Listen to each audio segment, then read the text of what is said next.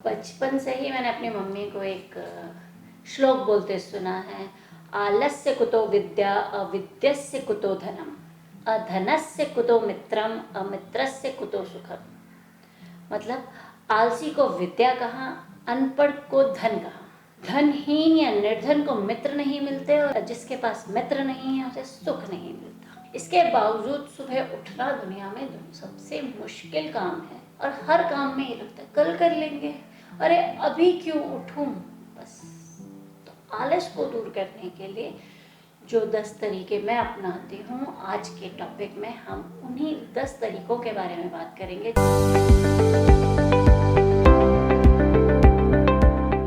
नमस्कार दोस्तों, मैं हूँ डॉक्टर अक्षता बहुगुणा और एक एडुप्रेन्योर होने के नाते मैं आपके लिए लेकर आई हूँ education for entrepreneurs. That is entrepreneurs के लिए एजुकेशन, शिक्षा।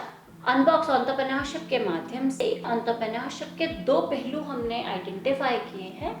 एक है स्किल डेवलपमेंट और एक है बिजनेस क्रिएशन। बिजनेस क्रिएशन के लिए स्किल डेवलपमेंट की अपनी एक खास महत्ता है। स्किल डेवलपमेंट हमारी अपनी पर्सनल ग्रोथ के लिए ज़रूरी है और आज इसी संदर्भ में हम आलस्य पे बात करेंगे। उससे पहले जिन दोस्तों ने मेरा चैनल सब्सक्राइब किया है उन सबको धन्यवाद, और जिन्होंने नहीं किया है उनसे अनुरोध है कि आप हमारे चैनल को सब्सक्राइब करें और शेयर करें ताकि आपको इस तरीके की वीडियोस मिलती रहें। सुबह उठना बहुत मुश्किल होता है और आज सुबह हमें 6 बजे रिकॉर्डिंग करनी थी, तो उसके लिए हमें 4 बजे उठना था। 4 बजे जब मैं उठी, मैंने उठ के सबसे पहले अपने जो रिकॉर्डर है उनको कॉल किया और उनका नेहा आज उठ जाओ, अब हम शुरू करेंगे। और नेहा ने बहुत ही सोई हुई आवाज़ में प्यार से बोला, गुड मॉर्निंग अक्षिता जी। गुड मॉर्निंग सुनते ही मुझे लगा सुबह हो गई, अब मुझे उठना है। और वही लेजीनेस और वो जो मन नहीं था उठने का, आज के टॉपिक का कारण वही है, क्योंकि मैंने फिर अपने अंदर कुछ चीज़ें सोची, क्यों ये आराम या लेजीनेस मुझे अपनी ओर अट्रैक्ट कर रही है। पहला स्टेप जब मैंने अपने को समझने की कोशिश की और अपने लैक ऑफ मोटिवेशन या लेजीनेस को समझने की कोशिश करी, तो पता लगा कि शायद मोटिवेशन में ही कोई कमी है, इसी वजह से लेजीनेस बढ़ गई है। अब मोटिवेशन में क्या कमी है?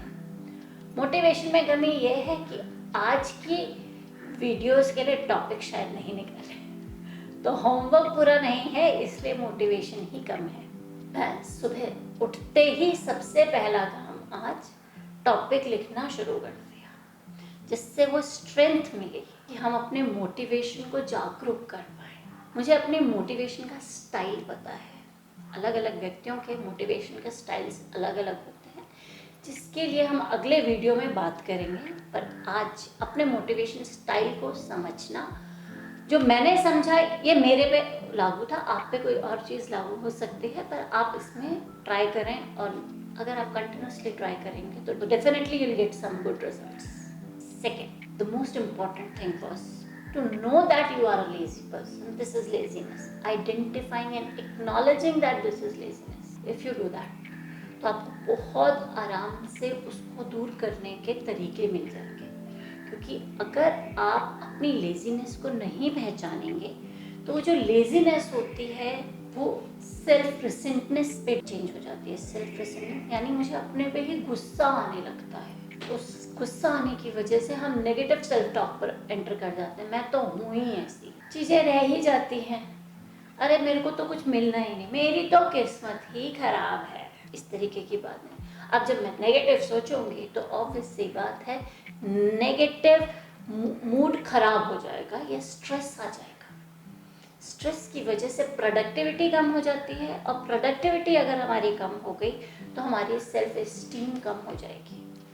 लो सेल्फ स्टीम दोबारा हमें लेजीनेस की तरफ लेके जाएगी और हम एक विस्क सर्कल में घूमते रह जाएंगे। इस विस्क सर्कल को तोड़ने का एक ही तरीका है कि हम सबसे पहले अपने लेजी होने के कारण को पहचानें। हम ये पहचानें कि हम अपने लेजी होने को एक्सेप्ट करें और हम ये पहचाने कि हम लेजी हैं, अरे उठना है और काम करना है। क्यों नहीं करना है, क्या कारण है, क्यों रुक रहे हैं? अगर हम ये चीज़ें पहचान पाएंगे तो हम अपने लेजीनेस के विस्कस सर्कल को तोड़ पाएंगे। तीसरा, हमारी कुछ पर्सनल हैबिट्स होती हैं जिनकी वजह से आलस्य बहुत आता है and which leads to laziness. अब अगर हमारा आलस्य ज़्यादा आ रहा है तो इसमें मैंने देखा कि जब भी वर्क फ्रॉम होम करना होता है तो आलस बढ़ जाता है। अब इसे दूर करने के क्या तरीके हैं? सबसे पहले हम अपना इन्वायरमेंट चेंज कर सकते हैं। हम जिस जगह काम कर रहे हैं वहाँ बेड ना हो, आपका काम करने का स्थल और आपका आराम करने की जगह अलग अलग है।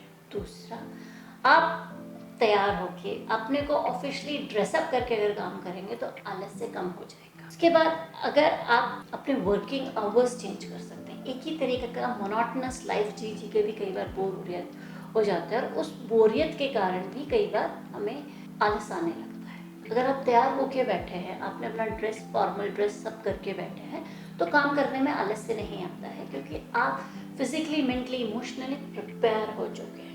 तो आप उसको तैयारी कर सकते हैं। आप ड्रेस अप होके बैठे, जैसे हमने सुबह 6 बजे की रिकॉर्डिंग का समय इसीलिए रखा क्योंकि हमें अपने वर्किंग आवर्स चेंज करने थे।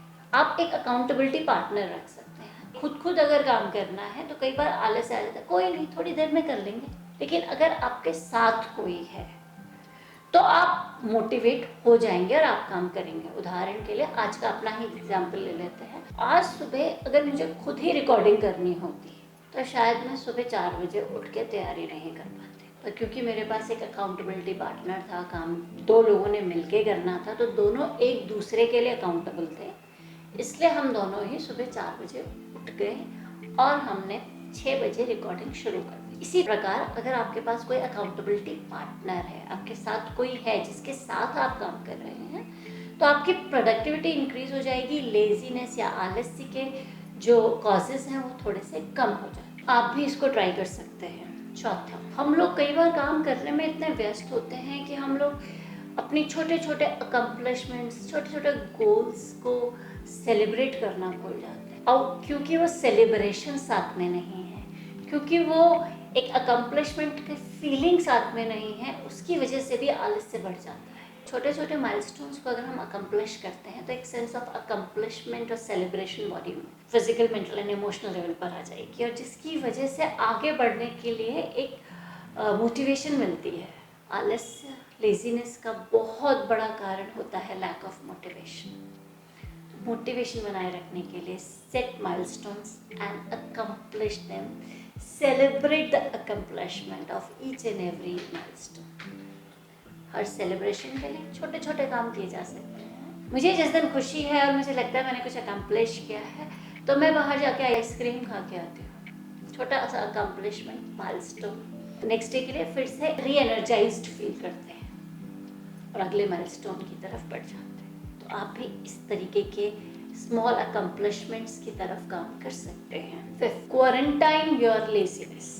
कोविड के दौरान क्वारंटाइन वर्ड का बहुत फेमस, बहुत ज़्यादा यूज़ किया गया। तो हम अपने लेजीनेस को कैसे क्वारंटाइन कर सकते हैं? इसका एक बहुत ही इजी सा तरीका है। आप आधा घंटा काम करिए और फिर 4-5 मिनट के लिए एक लेजी ब्रेक लीजिए। इसमें आप कुछ नहीं करें, आप आराम करें, एंजॉय करें। ब्रेक लिया, फिर आधा घंटा काम करें। इस तरीके से आप जब अपने लेजीनेस को उन 5-5 मिनट्स में क्वारंटाइन कर देते हैं तो आपके काम के समय वो लेजीनेस आपके पास नहीं आएगी क्योंकि वो एक जगह पे बंध चुकी है। इसको आप एक बार ट्राई करके देखिए, क्योंकि अगर आपका लेजीनेस, आपका आलस्य क्वारंटाइन हो चुका है तो वो आपको दोबारा बॉदर नहीं करेगा। छठा, close all the doors of laziness.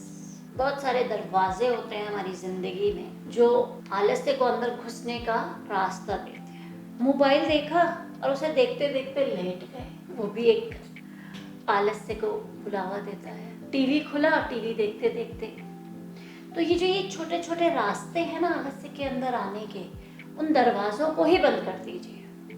उसके लिए टीवी बंद किया जा सकता है, मोबाइल का इंटरनेट ऑफ कर दीजिए। इस समय आप हाई प्रोडक्टिविटी काम कर रहे हैं, अगर आपका इंटरनेट बंद है, आपको कोई डिस्टर्बेंस नहीं होगी, आप उस समय अपना काम half an hour mobile of भी कर सकते, वो भी एक बहुत अच्छा तरीका है अपने को आलस से फ्री करने के लिए। एक आप इस तरीके के चीज़ें भी आजमा सकते हैं।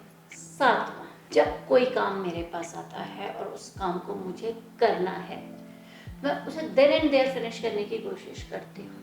जिसे कहते हैं tackle task immediately. If I tackle the task immediately then and there, then there is no laziness coming behind it. अगर मुझे अपना स्क्रिप्ट लिखना है तो मैं उसी समय लिख लूँगी। अगर मुझे अपना क्लास लेना है तो मैं सबसे पहले क्लास लूँगी, उसके बाद आगे के काम करूँ। तो इस प्रकार से जब मैं अपने पूरे आलस्य को समय ही नहीं देती आने का, क्योंकि मैं टास्क को उसी समय फिनिश करती हूँ, तो आलस्य के आने के रास्ते बंद हो जाते हैं। 8, minimise your sense of perfection. ये सेंस ऑफ परफेक्शन एक ऐसी बला है जो किसी भी काम को फिनिश नहीं होने देती है। और जब काम फिनिश ही नहीं होगा तो आलस्य ही रहेगा, क्योंकि प्रोडक्टिविटी लो हो चुकी है।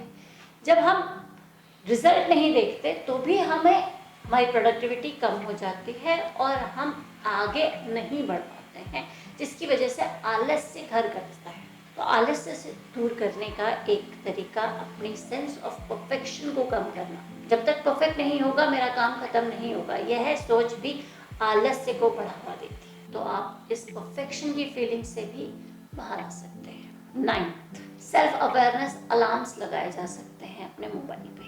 सेल्फ अवेयरनेस अब अलार्म्स, मुझे ये काम करना है, जैसे मुझे रिकॉर्डिंग्स जब करनी होती हैं तो मैंने अपने मोबाइल पे एक सेल्फ अवेयरनेस अलार्म लगाया कि इतने बजे रिकॉर्डिंग होनी है, इतने बजे मुझे एक अपने मार्केटिंग का काम, ब्रांडिंग का काम करना है, इतने बजे मार्केटिंग का काम करना है, इतने बजे मुझे अपने कोर प्रोडक्ट पे काम करना है, मेरे इस काम को कितने बजे की ज़रूरत है, कितना।